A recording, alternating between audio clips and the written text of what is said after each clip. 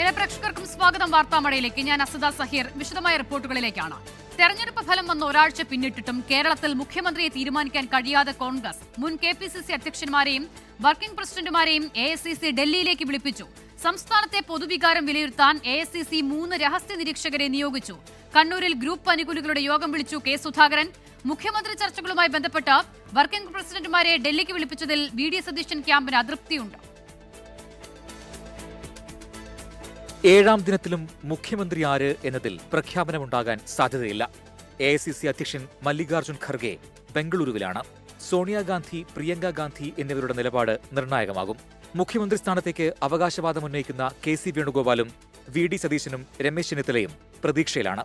ഞങ്ങൾക്ക് പറയാനുള്ള കാര്യങ്ങളൊക്കെ കോൺഗ്രസ് ഹൈക്കമാൻഡ് കേട്ടു. തീരുമാനം അവിടുന്ന് വരണം. ആ തീരുമാനം നമ്മൾ കാത്തിരിക്കുകയാണ്. KPCC മുൻ അധ്യക്ഷന്മാരെയും വർക്കിംഗ് പ്രസിഡന്റുമാരെയും AICC ഡൽഹിയിലേക്ക് വിളിപ്പിച്ചു. ഡൽഹിയിലെത്താൻ പറഞ്ഞു, നാളെ കാലത്ത് വരാമെന്നും പറഞ്ഞു. അത്ര ബാക്കിയൊക്കെ എങ്ങനെയാണ് അവിടെ ചെന്നിട്ടുള്ള കാര്യങ്ങൾ അനുസരിച്ചിരിക്കും. നാളെ ഏതായാലും ഡൽഹിക്ക് പോകുന്നുണ്ട്. പിന്നെ എന്നോട് ചോദിക്കുന്ന കാര്യങ്ങൾക്ക് ഉള്ള കൃത്യമായിട്ട് വിശദീകരണം നൽകും. മുഖ്യമന്ത്രിയെ തെരഞ്ഞെടുക്കുന്നത് വൈകുന്നതിൽ പ്രതിഷേധിച്ച് KPCC മുൻ അധ്യക്ഷൻ മുല്ലപ്പള്ളി രാമചന്ദ്രൻ ഡൽഹിയിലേക്കില്ലെന്നറിയിച്ചു. ഏതായാലും ഞാൻ ഡൽഹിയിൽ പോകുന്നില്ല. എൻ്റെ അഭിപ്രായം ഞാൻ കൃത്യമായിട്ട് അവരെ അറിയിക്കുന്നതാണ്. സംസ്ഥാനത്തെ പൊതുവികാരം വിലയിരുത്താൻ AICC 3 രഹസ്യ നിരീക്ഷകരെ നിയോഗിച്ചു. അതേസമയം കെ സുധാകരൻ കണ്ണൂരിലെ ഗ്രൂപ്പ് അനുകൂലികളുടെ യോഗം വിളിച്ചു. ഡൽഹിയിൽ നിന്ന് തിരികെത്തിയ ശേഷം യോഗം ചേരും.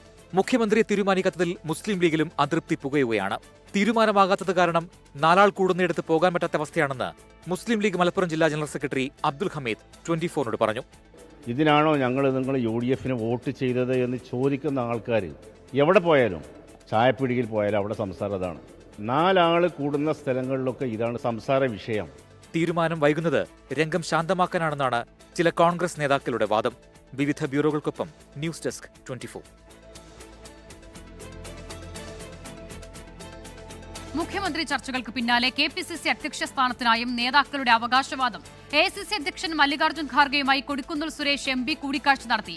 അധ്യക്ഷ സ്ഥാനത്തേക്ക് എല്ലാവർക്കും ആഗ്രഹമുണ്ടാകുമെന്നും അന്തിമ തീരുമാനം ഹൈക്കമാൻഡിന്റേതെന്നും കൊടിക്കുന്നിൽ സുരേഷ് 24നോട് പറഞ്ഞു. സണ്ണി ജോസഫ് മന്ത്രിയാകുന്നതോടെ ഒഴിവ് വരുന്ന KPCC അധ്യക്ഷ സ്ഥാനത്തിനായി നീക്കങ്ങൾ ഊർജിതമാക്കി നേതാക്കൾ. ഡൽഹിയിൽ മല്ലികാർജ്ജുൻ ഖർഗെയുടെ വസതിയിലെത്തിയാണ് കൊടിക്കുന്നിൽ സുരേഷ് MP കൂടിക്കാഴ്ച നടത്തിയത്.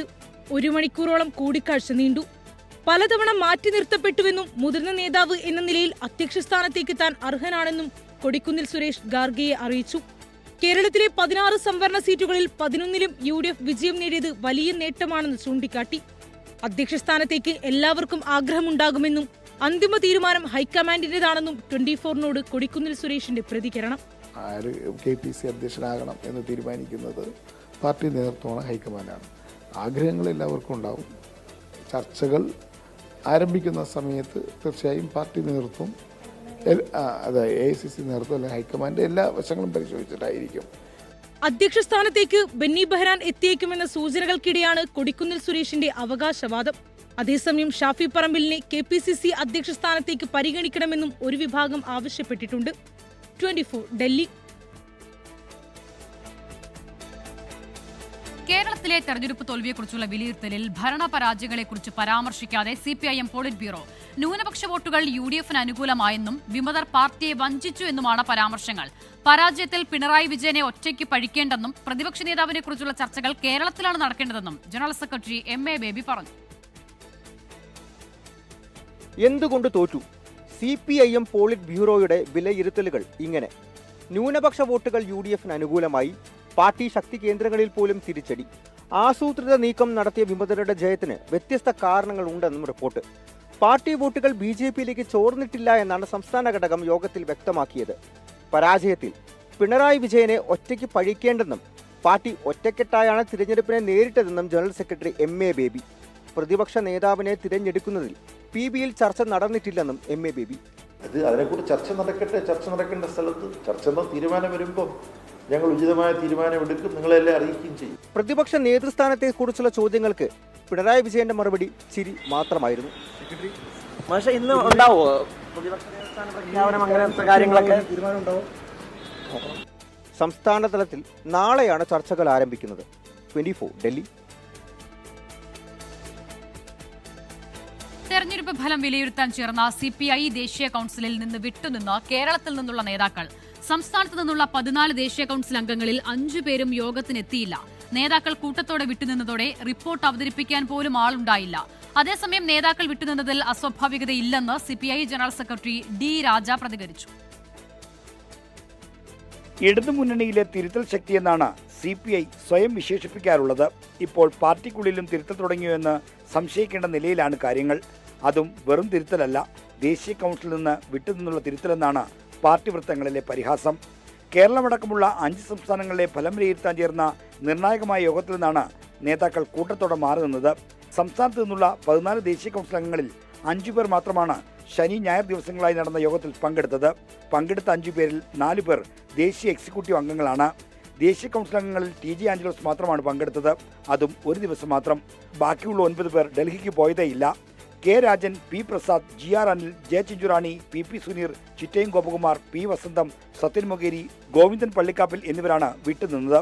യോഗത്തിൽ പങ്കെടുക്കാത്തവരിൽ P. പ്രസാദ് ഒഴികെ ആരും അവധിക്ക് പോലും അപേക്ഷിച്ചില്ല. CPIയുടെ സംഘടനാ രീതി അനുസരിച്ച് ദേശീയ കൗൺസിലിൽ ഓരോ സംസ്ഥാനങ്ങളെ സംബന്ധിച്ച് റിപ്പോർട്ട് അവതരിപ്പിക്കുന്നത് അതാത് സംസ്ഥാനങ്ങളിൽ നിന്നുള്ള ദേശീയ കൗൺസിൽ അംഗങ്ങളാണ്. 9 അംഗങ്ങൾ വിട്ടുനിന്നോടെ ഇത്തവണത്തെ ദേശീയ കൗൺസിൽ റിപ്പോർട്ട് അവതരിപ്പിച്ചത് ദേശീയ സെക്രട്ടേറിയറ്റ് അംഗം P. സന്തോഷ് കുമാർ ആയിരുന്നു. നേതാക്കൾ കൂട്ടത്തോടെ ദേശീയ കൗൺസിൽ ബഹിഷ്കരിച്ചതിൽ അസ്വാഭാവികതയില്ലെന്നാണ് ജനറൽ സെക്രട്ടറിയുടെ പ്രതികരണം. No, don't say they have not participated. The State Secretary himself was present in the meeting. Mr. Binay Vishwam was present. Some comrades, due to their, because the elections just over, there are problems to meet people and even to express thanks. കേരളത്തിൽ നിന്ന് ഇത്രയധികം നേതാക്കൾ പങ്കെടുക്കാത്തത് എന്തുകൊണ്ടാണെന്ന് വിശദീകരിക്കാൻ സംസ്ഥാന നേതൃത്വത്തിന് കഴിയുന്നില്ല. തോൽവിയുടെ നാണക്കേട് കൊണ്ടാണ് J. ചിഞ്ചുറാണിയും P. വസന്തവും വിട്ടുനിന്നതെന്ന് പറയാമെങ്കിലും ബാക്കിയുള്ളവർ എന്തുകൊണ്ട് പങ്കെടുത്തില്ല എന്നതാണ് ചോദ്യം. R. ശ്രീജിത്ത്, 24, തിരുവനന്തപുരം. തിരുവനന്തപുരത്ത് വാടകയ്ക്കെടുത്ത വീട്ടിലേക്ക് മാറി പിണറായി വിജയൻ. ബേക്കറി ജംഗ്ഷനിലെ വീട്ടിലേക്കാണ് മാറിയത്. CPIM സംസ്ഥാന സെക്രട്ടറി MV ഗോവിന്ദനൊപ്പമാണ് പിണറായി വിജയൻ എത്തിയത്. PM Muhammad Riyas, V. ശിവൻകുട്ടി എന്നിവർ പിണറായി വിജയനെ സ്വീകരിച്ചു. പ്രതിപക്ഷ നേതാവ് ആര് എന്നതിൽ ചർച്ച നടക്കുന്നതിനിടെയാണ് ഈ വീടുമാറ്റം. രാജ്യത്ത് ഇന്ധന പ്രതിസന്ധി ഇല്ലെന്ന് ആവർത്തിച്ച് പെട്രോളിയം മന്ത്രാലയം. ആവശ്യത്തിന് ക്രൂഡ് ഓയിൽ ശേഖരമുണ്ടെന്ന് പെട്രോളിയം മന്ത്രാലയം ജോയിന്റ് സെക്രട്ടറി സുജാത ശർമ്മ വിശദീകരിച്ചു. പെട്രോളിയം ഉൽപ്പന്നങ്ങളുടെ ഉപഭോഗം കുറയ്ക്കണമെന്ന പ്രധാനമന്ത്രിയുടെ ആഹ്വാനത്തിന് പിന്നാലെയാണ് വിശദീകരണം. പശ്ചിമേഷ്യൻ പ്രതിസന്ധി ആഗോള ഊർജ്ജ വിതരണത്തിൽ തടസ്സമുണ്ടാക്കിയെങ്കിലും രാജ്യത്ത് ഇന്ധന പ്രതിസന്ധി ഇല്ല എന്നാണ് കേന്ദ്ര സർക്കാരിന്റെ വാദം. ചില്ലറ വിൽപ്പനശാലകളിൽ പോലും ഇന്ധനക്ഷാമം നേരിടുന്നില്ലെന്ന് പെട്രോളിയം മന്ത്രാലയം. पेट्रोल और डीजल के पर्याप्त स्टॉक्स अवेलेबल हैं. ഗാർഹിക പാചക ആവശ്യങ്ങൾക്കുള്ള LPG വിതരണം ഉറപ്പാക്കുന്നുണ്ട്. രാജ്യത്ത് പെട്രോളിന്റെയും ഡീസലിന്റെയും മതിയായ ശേഖരമുണ്ടെന്നും പെട്രോളിയം മന്ത്രാലയം വിശദീകരിച്ചു. രാജ്യത്തെ കർഷകർക്കായി രാസവളങ്ങളുടെ ലഭ്യത ഉറപ്പാക്കിയിട്ടുണ്ടെന്ന് രാസവള മന്ത്രാലയവും വ്യക്തമാക്കി. The fertilizer stock is comfortable. The domestic production and import of fertilizer after the crisis period has been 76.78 has been the domestic production. So a total of 97 lakh metric ton of fertilizer has been added to the availability after the crisis situation. Petroleum ഉൽപ്പന്നങ്ങളുടെ ഉപയോഗം കുറയ്ക്കണമെന്ന പ്രധാനമന്ത്രി നരേന്ദ്രമോദിയുടെ അഭ്യർത്ഥനയ്ക്ക് പിന്നാലെയുണ്ടായ ആശങ്കകളെ തുടർന്നാണ് അന്തർമന്ത്രാലയങ്ങളുടെ വിശദീകരണം. 24 ഡൽഹി. ശ്രീലങ്കൻ തീരത്തിന് സമീപം രൂപം കൊണ്ട ചക്രവാത ചുഴിയുടെ സ്വാധീനത്താൽ ബംഗാൾ ഉൾക്കടലിൽ ന്യൂനമർദ്ദം രൂപം കൊണ്ടു. സംസ്ഥാനത്ത് വേനൽ മഴ തുടരും. കൊല്ലം, പത്തനംതിട്ട, ആലപ്പുഴ ജില്ലകളിൽ ഇന്ന് യെല്ലോ അലർട്ടാണ്. ശക്തമായ മഴയിൽ കോഴിക്കോട് നാദാപുരത്ത് കടകളിൽ വെള്ളം കയറി. ഇടുക്കി മൂലമറ്റത്ത് വൈദ്യുതി പോസ്റ്റ് റോഡിലേക്ക് പതിച്ചു. കോഴിക്കോട് നരിക്കുനിയിൽ ഇടിമിന്നലിൽ വീടിന്റെ ചുമര് തകർന്നു. സംസ്ഥാനത്ത് വേനൽ മഴ ശക്തമാവുകയാണ്. കനത്ത മഴയിൽ കോഴിക്കോട് നാദാപുരത്ത് കടകളിൽ വെള്ളം കയറി. വിലങ്ങാട് മലയോര മേഖലകളിൽ ഉൾപ്പെടെ അതിശക്തമായ മഴ പെയ്തു. കല്ലാച്ചിയിൽ സംസ്ഥാനപാതയിൽ വെള്ളക്കെട്ടുണ്ടായി. ഇടുക്കി മൂലമറ്റത്തിനു സമീപം 7-ാം മൈലിൽ ശക്തമായ കാറ്റിലും മഴയിലും വൈദ്യുത പോസ്റ്റ് റോഡിലേക്ക് പതിച്ചു. തലനാരിഴയ്ക്കാണ് കാർ യാത്രക്കാർ രക്ഷപ്പെട്ടത്. കോഴിക്കോട് പേരാമ്പ്രയിൽ ചുഴലിക്കാറ്റിൽ നിരവധി വീടുകൾക്ക് മുകളിലേക്ക് മരങ്ങൾ വീണ് വൻ നാശനഷ്ടമുണ്ടായി. ബൈപ്പാസിൽ നിർത്തിയിട്ട കാറുകൾക്ക് മേലെയും മരം വീണു. നരിക്കുനിയിൽ ഇടിമിന്നലേറ്റ് വീടിന്റെ ചുമര് തകർന്നു. നരിക്കുനി വാര്യം വീട്ടിൽ മാധവൻ നായരുടെ വീടിനാണ് കേടുപാടുകൾ സംഭവിച്ചത്. വീട്ടിലുണ്ടായിരുന്ന കോഴികളും ചത്തു. ശക്തമായ മഴയിൽ കണ്ണൂർ ശ്രീകണ്ഠാപുരത്ത് തൂക്കുപാലത്തിന് മുകളിൽ മരം ഒടിഞ്ഞു വീണു. അലക്സ് നഗർ കാഞ്ഞിലേരി തൂക്കുപാലത്തിന്റെ ഒരു ഭാഗത്താണ് മരം വീണത്. ദേശീയപാത നിർമ്മാണം നടക്കുന്ന കുപ്പത്ത് വീടുകളിലേക്ക് ചെളിവെള്ളം ഒഴുകിയെത്തി. പലയിടങ്ങളിലും വൈദ്യുതി വിതരണം തടസ്സപ്പെട്ടു. ശ്രീലങ്കൻ തീരത്തിനു സമീപം രൂപം കൊണ്ട ചക്രവാത ചുഴിയുടെ സ്വാധീനത്താൽ ബംഗാൾ ഉൾക്കടലിൽ ന്യൂനമർദ്ദം രൂപം കൊണ്ടു. സംസ്ഥാനത്ത് വേനൽ മഴ തുടരുമെന്നും കാലാവസ്ഥാ വകുപ്പ് അറിയിച്ചു. വിവിധ ബ്യൂറോകൾക്കൊപ്പം ന്യൂസ് ഡെസ്ക് 24. തമിഴ്നാട്ടിൽ നിയമസഭാ സമ്മേളനത്തിന് തുടക്കമായി. അംഗങ്ങൾ സത്യപ്രതിജ്ഞ ചെയ്തു. സത്യപ്രതിജ്ഞയ്ക്ക് പിന്നാലെ മുഖ്യമന്ത്രി സി ജോസഫ് വിജയ് മുൻ മുഖ്യമന്ത്രി എം കെ സ്റ്റാലിനെ വീട്ടിലെത്തി കണ്ടു. താരപ്പോരിനാണ് ഇനി തമിഴ്നാട് നിയമസഭ സാക്ഷ്യം വഹിക്കുക. മുഖ്യമന്ത്രി സി ജോസഫ് വിജയും പ്രതിപക്ഷ നേതാവ് ഉദയനിധി സ്റ്റാലിനും തമ്മിലുള്ള പോരാട്ടം എങ്ങനെയാകുമെന്ന് ഉറ്റുനോക്കുകയാണ് തമിഴക രാഷ്ട്രീയം. சட்டமன்ற பேரவையின் உறுப்பினராக தேர்ந்தெடுக்கப்பட்ட சி ஜோசப் விஜய் எனும் நான் சட்ட முறைப்படி நிறுவப்பெற்றுள்ள இந்திய அரசமைப்பு சட்டத்தில் உண்மையான நம்பிக்கையும் பற்றுறுதியும் கொண்டிருப்பேன் என்றும். ആദ്യം സത്യപ്രതിജ്ഞ ചെയ്തത് മുഖ്യമന്ത്രി സി ജോസഫ് വിജയ്, പിന്നീട് ടി.വി.കെ മന്ത്രിമാർ. ഡി.എം.കെ നിയമസഭാ കക്ഷി നേതാവായി തിരഞ്ഞെടുക്കപ്പെട്ട ഉദയനിധി സ്റ്റാലിന്റേതായിരുന്നു അടുത്ത ഊഴം. உதயநிதி ஸ்டாலின் என்றால் சட்ட முறைப்படி நிறுவப்பெற்றுள்ள இந்திய அரசமைப்பு சட்டத்தில் உண்மையான நம்பிக்கையும் பற்றுறுதியும் கொண்டிருப்பேன் என்றும். പിന്നാലെ പ്രതിപക്ഷ നേതാവ് എടപ്പാടി കെ പളനിസ്വാമിയും മുൻ മുഖ്യമന്ത്രി ഒ പനീർശെൽവവും. നാളെയാണ് സ്പീക്കർ, ഡെപ്യൂട്ടി സ്പീക്കർ തിരഞ്ഞെടുപ്പ്. മറ്റന്നാൾ ടി.വി.കെ സർക്കാർ ഭൂരിപക്ഷം തെളിയിക്കണം. எடப்பாடி கே பழனிசாமி என்னும் நான் சட்டமன்ற பேரவையின் உறுப்பினராக தேர்ந்தெடுக்கப்பட்ட ஓ பன்னீர்செல்வம் என்னும் நான் சட்ட முறைப்படி நிறுவப்பெற்றுள்ள.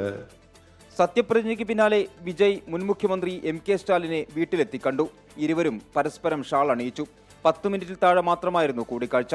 പാട്ടാളി മക്കൾ കക്ഷി നേതാവ് അൻപുമണി രാംദോസ്, നാം തമിഴർ കക്ഷി അധ്യക്ഷൻ സീമാൻ എന്നിവരെയും വിജയ് കണ്ടു.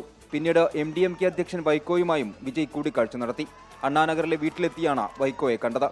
വിജയുടെ രാഷ്ട്രീയ പക്വതയാണ് കണ്ടതെന്നും ആരോഗ്യകരമായ രാഷ്ട്രീയം ചർച്ച ചെയ്തുവെന്നും വൈക്കോ. തമിഴ്നാട്ടിൽ AADMK പിളർന്നു. തമിഴക വെട്രി ഘടകത്തിന് പിന്തുണ നൽകുന്നതിലുണ്ടായ തർക്കമാണ് പിളർപ്പിലേക്ക് നയിച്ചത്. 47 MLA-മാരിൽ ജനറൽ സെക്രട്ടറി എടപ്പാടി കെ പളനിസ്വാമിക്കുള്ളത് 17 പേരുടെ പിന്തുണ മാത്രം. SP വേലുമണിയും CV ഷൺമുഖവും നേതൃത്വം നൽകുന്ന വിഭാഗത്തിന് 30 പേരുടെ പിന്തുണയുണ്ട്. തമിഴ്നാട് സ്പീക്കർ തെരഞ്ഞെടുപ്പിൽ സ്ഥാനാർത്ഥികളെ പ്രഖ്യാപിക്കാതെ DMK-യും അണ്ണാ DMK-യും. JCD പ്രഭാകർ TVK സ്പീക്കർ സ്ഥാനാർത്ഥിയാകും. M രവിശങ്കറാണ് ഡെപ്യൂട്ടി സ്പീക്കർ സ്ഥാനാർത്ഥി. നാളെ രാവിലെ 9:30 തെരഞ്ഞെടുപ്പ്. മനീഷ് മൂർത്തി വിവരങ്ങൾ നൽകാനായി ചേരുകയാണ്. മനീഷ്, ഭൂരിപക്ഷം TVK-ക്കായ സ്ഥിതിക്ക് മറ്റൊന്നും സംഭവിക്കില്ല എങ്കിൽ പോലും സ്ഥാനാർത്ഥികളെ നിർത്തും എന്ന് പ്രതീക്ഷിച്ചിരുന്നു. പ്രത്യേകിച്ച് മുഖ്യ പ്രതിപക്ഷമായ DMK-യിൽ എങ്കിലും അതുണ്ടാകുന്നില്ല, അല്ലേ? അസിത, 6 മാസത്തേക്ക് ഒരു തരത്തിലുള്ള ബുദ്ധിമുട്ടുകളും TVK സർക്കാരിന് ഉണ്ടാക്കില്ല എന്ന് കഴിഞ്ഞ ദിവസം തന്നെ മുൻ മുഖ്യമന്ത്രിയായിട്ടുള്ള DMK അധ്യക്ഷനുമായിട്ടുള്ള എം കെ സ്റ്റാലിൻ പറഞ്ഞിരുന്നതാണ്. അതിന്റെ ഭാഗമാണ് ഈ ഒരു നീക്കം എന്നുള്ളതാണ് നമുക്ക് മനസ്സിലാക്കാൻ കഴിയുന്നത്. എന്തായാലും നാളെ എതിർപ്പുകളില്ലാതെ സ്പീക്കർ തെരഞ്ഞെടുപ്പും ഡെപ്യൂട്ടി സ്പീക്കർ തെരഞ്ഞെടുപ്പും നടക്കും എന്ന് തന്നെയാണ് മനസ്സിലാക്കാൻ കഴിയുന്നത്. കാരണം ഇന്നിപ്പോൾ എന്തായാലും സ്ഥാനാർത്ഥികളെ ഫയൽ ചെയ്തിട്ടില്ല. അത് രണ്ടും DMK ആണെങ്കിലും അണ്ണാ DMK ആണെങ്കിലും സ്ഥാനാർത്ഥികളെ പ്രഖ്യാപിച്ചിട്ടില്ല. അപ്പം നാളെ രാവിലെ ഇനിയിപ്പോൾ അത് പ്രഖ്യാപിക്കാനുള്ള സമയവുമില്ല. എന്തായാലും രാവിലെ 9:30-ക്കാണ് തെരഞ്ഞെടുപ്പ് നടക്കുക. അത് വളരെ വേഗത്തിൽ പൂർത്തീകരിക്കേണ്ട ഒരു ചെറിയ ചടങ്ങ് മാത്രമായി മാറുന്നു നാളത്തെ സ്പീക്കറിന്റെയും അതുപോലെ തന്നെ ഡെപ്യൂട്ടി സ്പീക്കറിന്റെയും തെരഞ്ഞെടുപ്പ് എന്നുള്ളതാണ്. JCD പ്രഭാകറാണ് DVK-യുടെ സ്ഥാനാർത്ഥി. അദ്ദേഹം അണ്ണാ DMK-യിൽ ഉണ്ടായിരുന്ന ആളാണ്. 2 തവണ MLA ആയിരുന്ന ആളാണ്. സഭാകാര്യങ്ങളിലൊക്കെ നല്ല ധാരണയുള്ള ഒരു വ്യക്തിയുമാണ്. ഏറ്റവും ഇന്നിപ്പോൾ ഒറ്റത്തവണ തെരഞ്ഞെടുക്കപ്പെട്ട അല്ലെങ്കിൽ ആദ്യമായി നിയമസഭയിലെത്തുന്ന ആളാണ് ഡെപ്യൂട്ടി സ്പീക്കറായി തെരഞ്ഞെടുക്കപ്പെടുന്നത് എന്നുള്ളതാണ് ഏറ്റവും പ്രധാനപ്പെട്ട കാര്യം. M രവിശങ്കറാണ് അത് തെരഞ്ഞെടുക്കപ്പെടുന്നത്. TVK-യുടെ വളരെ പ്രായം കുറഞ്ഞ ഒരു വ്യക്തി കൂടിയാണ്. എന്തായാലും നാളത്തെ തെരഞ്ഞെടുപ്പിൽ മറ്റ് പ്രശ്നങ്ങളൊന്നും ഉണ്ടാവില്ല. വളരെ വേഗത്തിൽ തന്നെ ചടങ്ങുകൾ പൂർത്തീകരിച്ച് നടപടിക്രമങ്ങൾ പൂർത്തീകരിച്ച് പ്രഖ്യാപിക്കുക മാത്രമാവും ഉണ്ടാവുക. അസിത, ശരി. മനീഷ് മൂർത്തിയാണ് വിവരങ്ങൾ നൽകിയത്. CPIM-ന് പിന്നാലെ ബംഗാളിൽ മമതാ ബാനർജിയുടെ വിശാല സഖ്യാഹ്വാനം തള്ളി CPI. SIR ആണ് BJP ജയത്തിന് വഴിയൊരുക്കിയതെന്ന് CPIM general secretary MA baby പറഞ്ഞു. അതേസമയം ബംഗാൾ മുഖ്യമന്ത്രി സുവേന്ദു അധികാരിയുടെ PA-യെ വെടിവെച്ച് കൊന്ന സംഭവത്തിൽ 3 വാടക കൊലയാളികൾ പിടിയിലായി. ഹാൻഡ വൈറസ് വ്യാപിച്ച MV ഹോണ്ടിസ് ക്രൂസിലെ ഒരു യാത്രക്കാരന് കൂടി രോഗം സ്ഥിരീകരിച്ചു. കപ്പലിൽ നിന്ന് ഒഴിപ്പിച്ച അമേരിക്കൻ പൗരനാണ് രോഗം സ്ഥിരീകരിച്ചത്. അതേസമയം യാത്രക്കാരെ ഒഴിപ്പിക്കുന്ന നടപടികൾ അവസാന ഘട്ടത്തിലേക്ക് കടന്നു. കപ്പലിലുണ്ടായിരുന്ന 2 ഇന്ത്യക്കാരെ നെതർലൻഡ്സിലേക്ക് മാറ്റി. വാർത്താമഴ ഇതോടെ പൂർണ്ണമാകുകയാണ്. നമസ്കാരം.